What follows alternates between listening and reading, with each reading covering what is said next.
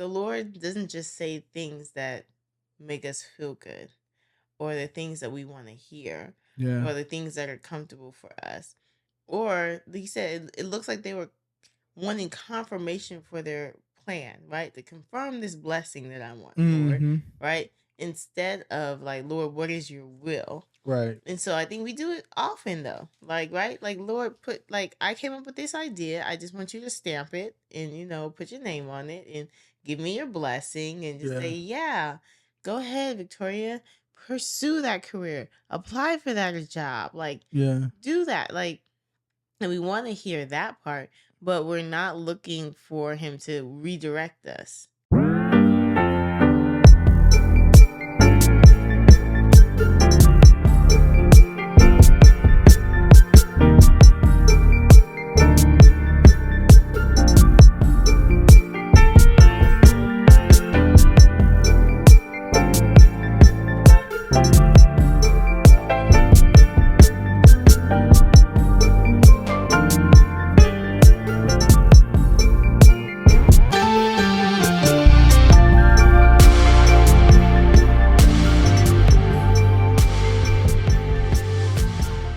Yo, welcome back to the Vibes Daily Podcast. It is day 240 of our year-long series we have titled Devoted, where we are journeying through the entire Bible from cover to cover, from Genesis to Revelation. You have joined us today here in the book of Jeremiah, where we are almost at the end here. And by we, I mean myself and my wife, Victoria, who is with me as we again, come to a close here in the next couple days, the book of Jeremiah. We find ourselves here in chapter 42, just kind of left off on the story that began yesterday, really in chapter 40. Well, I guess probably even before that, where there's a man named Gedaliah that was established as kind of the leader of the remnant here in Judah, was established as that by Babylon. He's assassinated by a man named Ishmael. Yeah. Ishmael is then ran off after Johanan comes and saves the people that were captive. And all of this has led to like this fright and this fear was kind of how we ended 41. And so at this point, we start 42, and now Johanan and others are kind of coming to Jeremiah, and they're trying to get the word of the Lord, and they lead with, hey, whatever he says, tell us the truth, like we will do, don't leave anything out. And Jeremiah's like, all right, I'm gonna tell you the truth, whatever you need, whatever he says, I will say. And it takes him about 10 days to kind of hear from God and respond. But yeah, what jumps out to you kind of in this part of 42, this advice that Jeremiah gives them? Yeah, I think it's really interesting that, number one, like you said, they came out of desperation. They're like, Jeremiah, we need a word. And I am so glad that like Jeremiah didn't just come up with something. That like, once again, he's being true. He's like, okay, let me go away and pray. I'm gonna go pray to your God. He said, your God, according to your words, and I will report back what the Lord says, right? And I won't withhold the word from you. Yeah. And at a time that, like you said, like probably every minute and every second of the day just felt urgent for them, because they are like on the run trying to figure out what they're gonna do next, right? Like, I'm so glad that like he took 10 days and just waited it out. Yeah. Right. So that was really cool for me to see. This is like, okay, he was not going to like rush the Lord's word or give him like, well, I think this is what the Lord might be saying. Like, he was being a true prophet indeed. But then the other thing that stuck out to me, these people, when I was reading this, I was like, you lying. Y'all lying. Like, whatever he tells us, pleasant or unpleasant, you're lying. And you already know you're lying. Stop acting like y'all these upright people, okay? And so, for me, that jumped out because these people, he just tells them, listen, guys, if you stay here and rebuild, the Lord will not demolish you. Like, he is with you. He's going to save you. Like, no matter what you, and I love that he gives them both sides. But if you don't, right? But if you say to the Lord, listen, I'm going to disobey him and say, no, we will go to the land of Egypt, right? Yeah. But like, the Lord's going to come after you with the sword, pretty much. Yeah. And so I love how he lays out both sides to them.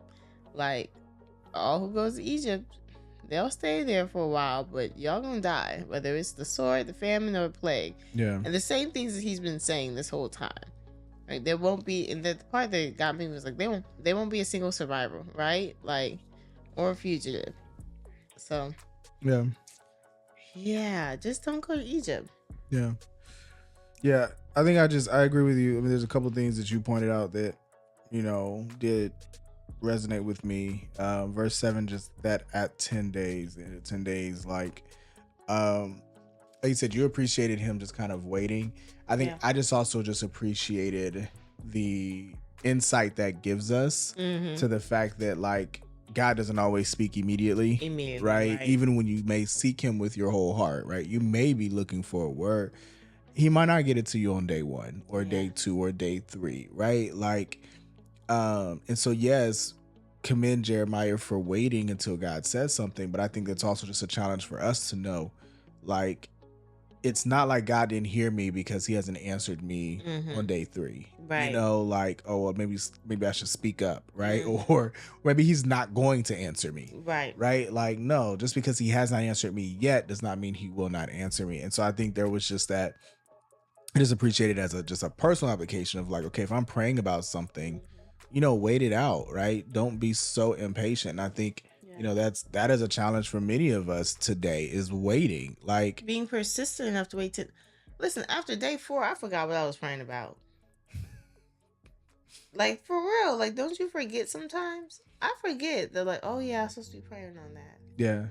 Yeah, like you said, just to stay that consistent and pray and seek him. But like I said, just even just the patience thing, right? Like, in my mind, I mean, 10 days is so long compared to so many things we do, right? Yeah. Like, whether it's, I mean, just waiting on a delivery to take 10 days. Like, let Amazon tell me that something's going to take 10 days. I'm hot. Because I'm looking for the next day delivery. Yeah. I'm already getting frustrated with 2-day delivery. Can I just be honest? They were like, for real? You're not going to get here till Saturday or Thursday? What are we talking about? Yeah. Like, aren't you already frustrated? I don't know. That's why I had to delete the app. Because it wasn't healthy. Yeah. So like I said, I think that's the rub, right? Like, that's the challenge is, can we wait that long? So like I said, I think that verse stuck out to me just as a, again, just really conviction of like, can I wait that long for his word? Knowing that it may not come immediately. And then, to your point, just like the advice that Jeremiah gives makes sense. Like, as you said, it probably something he could have come up with out of wisdom, but of course he just waited for the Lord. But because at this point, the Lord's told him Egypt's a no. Yeah. So many times. But I would just say even just in general, because one, this coincides with, I mean, Isaiah had his own prophecies against going to Egypt and dealing with Egypt and seeking them for help. Jeremiah has some as well. But like, I think, what it always comes down to for God is like, do you trust me? Right? Or are you going to continue to go to someone else to try to get you out of the situations that, that you're in?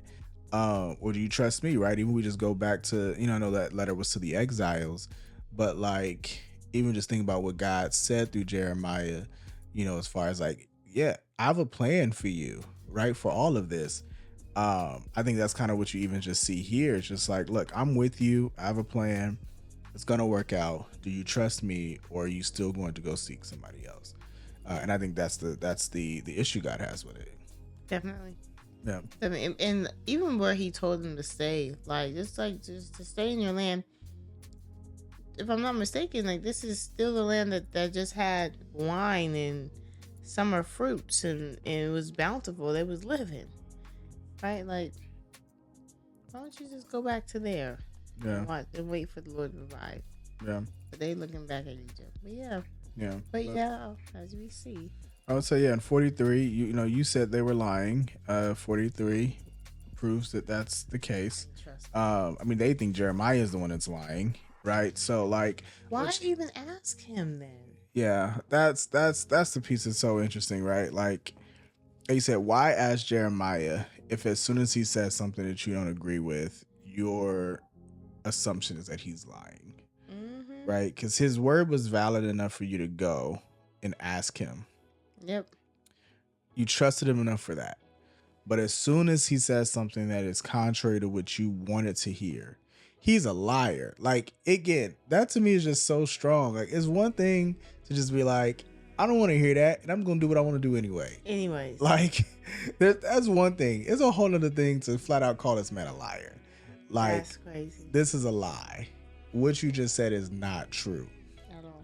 Because look, we've all been there. I may know it was true and say, I'm just going to deal with the consequence of this, right? We talked about this before, that like there are some consequences that like the particular action that leads to that. I'm sometimes weighing the value of, do I want to get away? Like, not even get away with this. Do I want to do whatever this is and just handle the consequences? Like, I'm going to get a whooping when I get home. I was about to say straight JoJo. Yeah. Oh, goodness. That's straight up JoJo. He dead in your face. Pop. Jump off this thing. Right. I really want to jump off this thing. I'll take the pop. If it happens. If it happens, I'll take it. Because it's worth doing what I want to do right now. Right? Like, that is one particular attitude. That's not these people's attitude. These people's attitudes know you lying, Mom. You're not gonna do it no way. You're not gonna do it. You a liar. Okay? All these people are so funny to me. Like, it did seem so childish when I read this. You're lying. Yeah. I was just like, what? So why would you ask him in the first place? Just go do what you go do what you want to do. Yeah. Because that's what you wanted. Like, you really weren't trying to seek the word of the Lord, because, or at least that's the other thing that just stuck out to me, was like, are we even open to the Lord saying something that is contrary to what's in our heart? Mm-hmm. Like, the Lord doesn't just say things that make us feel good, or the things that we want to hear, or the things that are comfortable for us.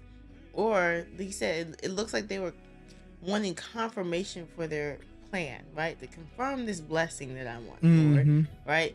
Instead of like, Lord, what is your will? Right. And so I think we do it often though. Like, right? Like, Lord, I came up with this idea. I just want you to stamp it and, put your name on it and give me your blessing and just say, yeah, go ahead, Victoria, pursue that career, apply for that job. Like, do that. Like, and we want to hear that part, but we're not looking for him to redirect us. Like, because when it takes some redirection, like, oh no, you're going down the wrong path. I really want you to go here, when it's contrary to the work that we've done to even get to that part. Yeah.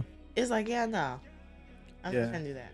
That's a good point. Because, I mean, really, if you read the end of 41, it feels like they had already made up their mind and were headed into Egypt, right? Like 17, like they left this place and went this particular path to make their way into Egypt, away from the Chaldeans. So they'd already decided they were going to Egypt. And they stopped to talk to Jeremiah like you said, I'm hoping you just going to endorse and support this idea, but not what you want. But the crazy thing to me that jumps out in 43 is like, they didn't just disobey and go to Egypt. They took Jeremiah with them. Like, they took Jeremiah with them. I'm so tired for him. And Jeremiah's like, I just told y'all to stay. And not only you go and disobey, but why are you dragging me into this? Into your mess. Why are you bringing me with you? I didn't want to go. I said not to go. Now we all in trouble. That's the thing. Now you're going to pull me into your foolishness, and I got to report to Daddy too. Like, no. I'm so glad he's at rest right now in the heavenly places. Because this is exhausting. I'm exhausted for you, Jeremiah. Yeah. This was a lot. Yeah, it's crazy because so he does that, and while they take him, Jeremiah gets another sign from the Lord, right? And so he sets up this sign that just kind of says, this was going to happen in Egypt. And again, back to this, we've said this before, but I think it's crazy to me how God's judgment, like, there seems to be this judgment by association, right? Like like Egypt gets caught up in this mess too. Yep. And again, don't get it twisted. It's not like Egypt was blameless, right? Egypt didn't worship God. Right? They had their own gods and they believed their pharaohs were gods and stuff. But essentially, Egypt gets destroyed and conquered by Babylon as a result of the Jews going into Egypt, right? Yep. Like Getting them caught up too. Like, not only is Jeremiah getting dragged into it, but Egypt is now getting dragged into it. And it's also because this is essentially, this sign that's coming is about Egypt. It's not just like, oh, y'all gonna die. No, I'm coming after Egypt too. And their gods. And their gods. I'm smashing all of it. Yeah. They all getting it. That's the part that stuck out to me was this 13, that very last verse. He will smash the sacred pillars of the Sun Temple in the land of Egypt and burn the temples of the Egyptian gods.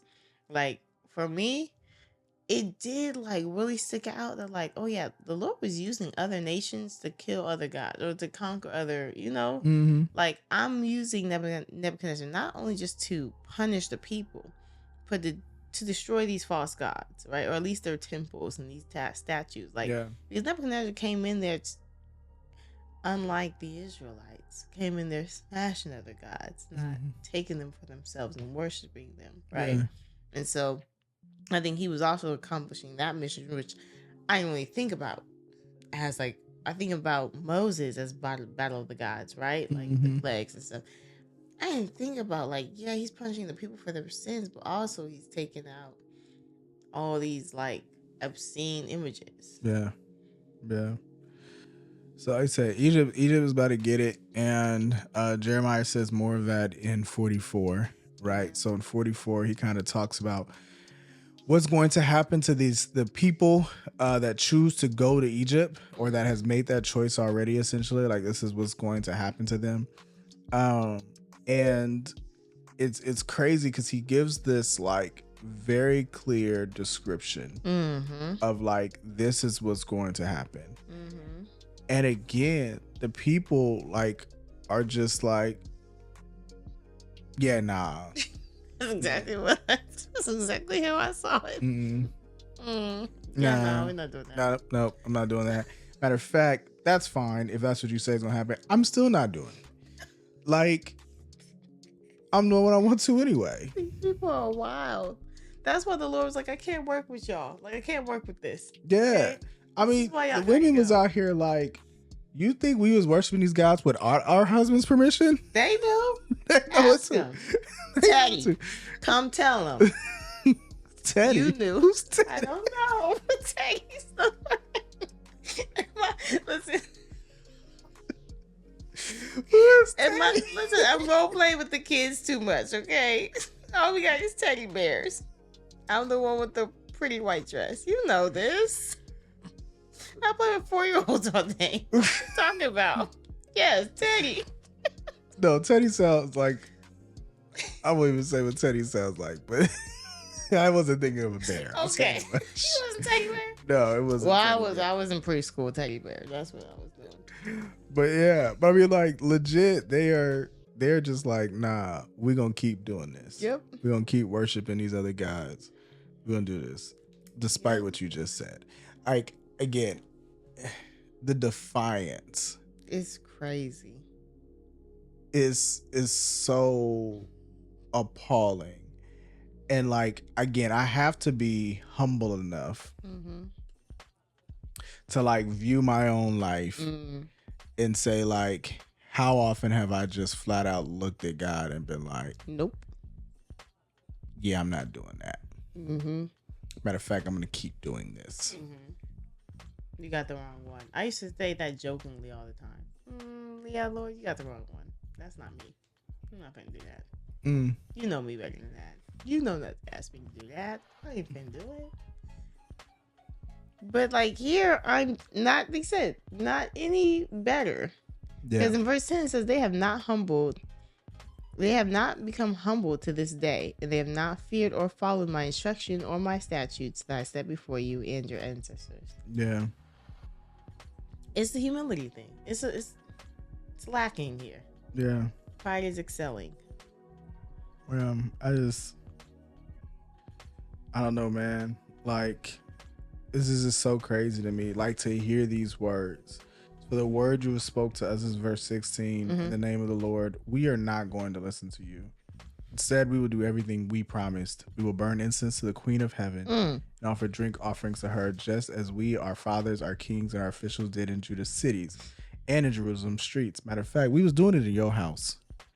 We definitely gonna do this out in the streets. Absolutely. We out here in Egypt. Oh, we absolutely gonna do that. We wilding. We was doing it there in your face. We're gonna do it again out here too. Because when we was doing it out there, we had food.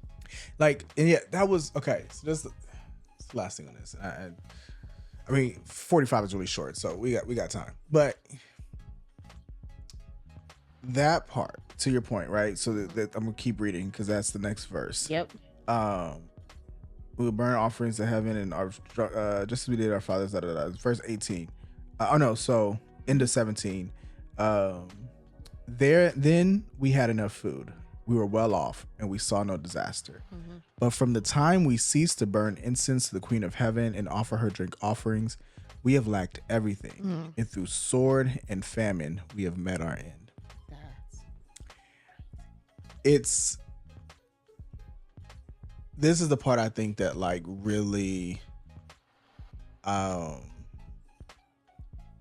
don't know. I don't say convicted me, but just like really challenged me, right? Because this piece makes so much sense. Right.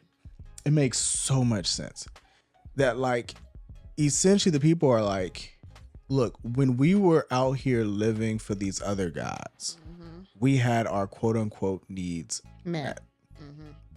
But as soon as we served you and did what you asked us to, it got hard.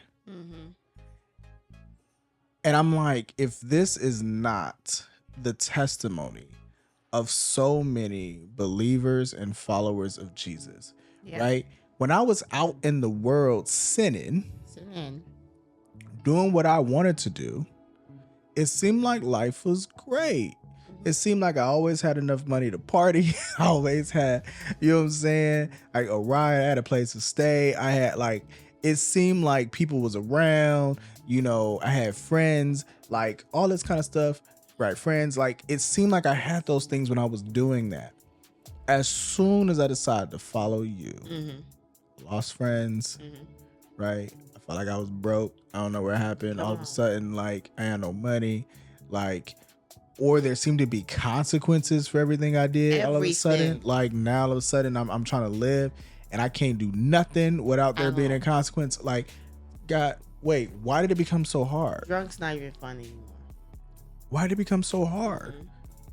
I chose you and it felt like it became harder. It did.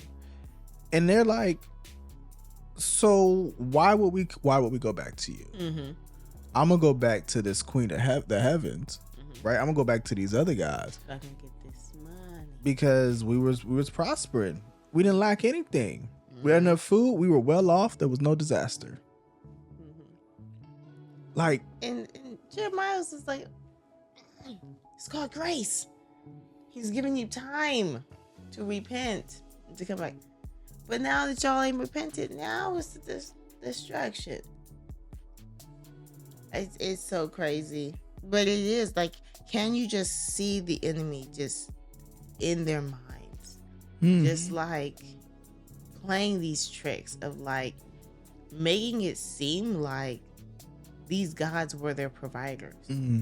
Like these guys can't provide you anything. Yeah. So it's continuing to deceive what God is doing for us as somebody else is doing it, or the source being from something else, right? And then making God, who's actually the provider, seems like he's the one withholding. And that's literally the oldest trick in our book.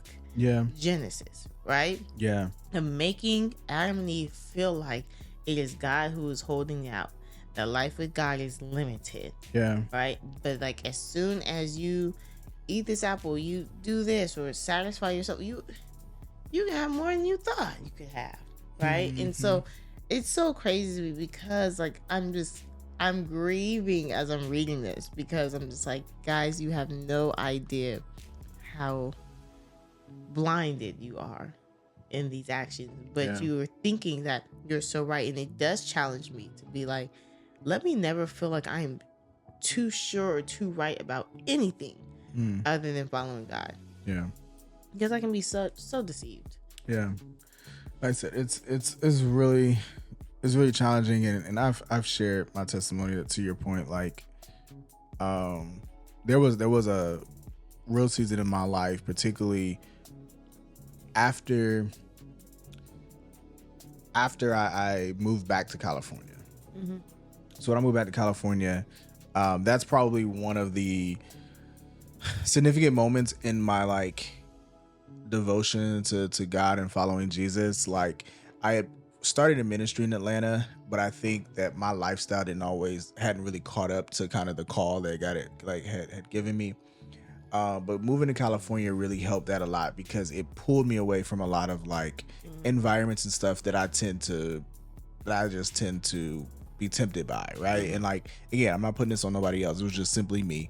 I fell to those things, and I felt like God removing me from that to bring me to Cali kind of put me in a space, in the place that I really was starting over, and it was just me and him. But in that season, there was still a part of me for a solid, I'd say, year or so, that like I glorified those years. Right. Like, I looked back on the things that I did in college and after college, and some of that season where I was really as far from God as I was.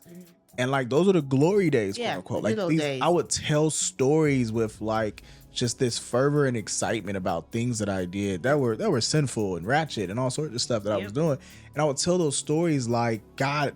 I mean, like, nothing to do with God, but I would tell those stories like these were good times, right? Like, and to your point, man, the enemy had me deceived, because when I really look back on those moments with clear eyes, I realize how like bummy my life really was, man. Like, my life was trash in so many ways, things that I were doing, and like, it wasn't until I could step back and really kind of get further and further from it and look at it from those eyes. And so, like I said, like I see that so clearly in these people, that they're being deceived to believe that like the time with those people, that because, as you said, God had some grace and did not just punish them immediately, as Jeremiah talks about, in verse 21, right?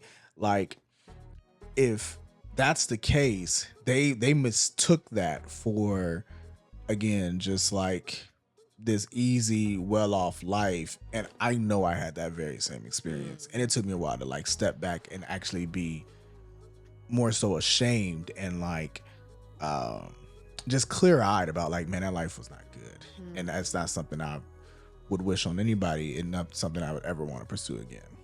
But no, it's so much deception into thinking about like what we have, because even here they're talking about their past, like these were the glory days, but y'all were getting conquered, your cousins just got exiled, like life isn't good. There was a siege on your on your town for the last 2 years. What are we talking about? And so it was kind of like, and because of what, you cannot say that you turn to God wholeheartedly even in that, because if you were, then you'd be spared some of these things. Because it's your continuing disobedience, and maybe you did one thing but you still did the other thing wrong, right? But I think it was really hard reading this and just knowing that they kept on trying to give credit to other things. And it was just like, no, it was God who kept us when we were out there, right? And that the glory days, he was really just, when I think about it, he was just saving us from ourselves. But before we get to 45, which is kind of brief here, Jeremiah ultimately ends just with a word from the Lord that kind of, I don't want to say threatens, but just confirms what God is going to do, which essentially is, all right, fine, that's what y'all want to do. I will show you who I am and what I have and what I will do, because I'm going to, just this land that you think you guys are living in, it's going to be so great.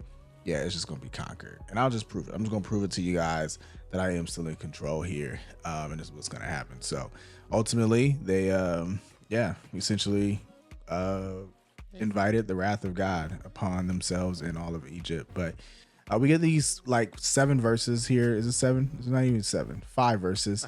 Yeah. And 45, just kind of this word. It kind of travels back in time. Like this is not Right. kind of. I was like, Baruch, you back? Yeah, I mean, and it's even like the 4th year of Jehoiakim, son of Josiah, right? So like we've kind of really backed up here. That we get this word for Baruch. Anything that you thought was interesting in this that resonated with you? Yeah, I think for me it was again this foreshadow that God continues to give. And I don't know, I love when he's just like, write this on the scroll, right? Like to see who is also like helping Jeremiah. I think I said this before, that like he does have like a partner in this when we first read about this. But yeah, so like write this on the scroll, and you know, for me it's like laying out what's going to happen. I love how this author has paralleled this next to what's currently happening, right? That like we just read how they went back to Egypt, and then like what's going to happen to Egypt is being told to us again in this, well, mostly in chapter 46 we'll get to tomorrow, but like but yeah, that like this is what's going to be happening. Like, do not pursue Egypt, right? Because I'm about to bring disaster on Egypt, and whatever I've planted, I'm about to uproot. Like, whatever. Like, and I love when the Lord is saying, whatever like I have done, I planted this, I have built it, so I can demolish it and uproot it. Yeah, I loved it. I mean, again, it's brief, but I think what I appreciate is that it seems like, Baruch is weary. He's tired, right? Like he feels like his efforts are in vain, essentially, right? It just reminds me of that, like, do not grow weary in well-doing type of passage that's later in the New Testament. And the guy's just kind of saying, like, don't even worry about it. Like I said, I'm gonna take care of this. I'm gonna uproot them. And don't forget that you're not doing this for your own good, right? Yeah. Like you're doing great things for me and for my glory. So just remember that I got this. And because of that, like I'm going to grant you life. Like that last verse. Yeah, I will do that. And I think, again, going back to what we talked about with Jeremiah and some of the favor he had with Nebuchadnezzar and others, like, Baruch kind of experiences that same favor where it's just like, when they killing everybody and they trying to kill everybody, Jeremiah somehow just lingering. He just sticking around, like going from place to place. Again, he locked up half the time, but like going from place to place and just continuing to get his life spared. And I feel like God is saying the same thing, that like, don't forget why you do this. You didn't do this so that your name would be great, right? So it should be elevated. You did this so that I would get the glory. And because of that, because you're doing it for those things, I will grant you life. And so I think, again, it's just a nice encouragement. I almost just read this and just felt like, man, this is like a preacher's message, man. Like this is like for all the pastors and preachers out there who are exhausted by ministry and burnt out and feel like, man, am I doing this for anything? Is there any value in what I do and those kind of things? I feel like this was just a sweet message for you of just like, don't give up. You didn't do this so that you could be great. You're doing this for my glory, and I will give you life like the spoils of war because of that. So yeah, and as a result, we have the words from this scroll thousands of years later. Like, thank you for not giving up, right? Because if you didn't play your part and do your role, like we wouldn't have had this from you, like that the Lord has given you to read and discuss here. Good. Right. Well, that brings us to the end of today's reading. We have 2 more days of Jeremiah. 3 if you include Lamentations, which he also wrote. But we will come back tomorrow, pick up on chapter 46, and hear about all of these nations that are gonna get it. He just goes down the roster. Yeah, we're gonna hear about all of them over these this next couple chapters. But we appreciate you guys joining us today for the Vibes Daily Podcast. Come back and join us tomorrow. Keep up with the reading.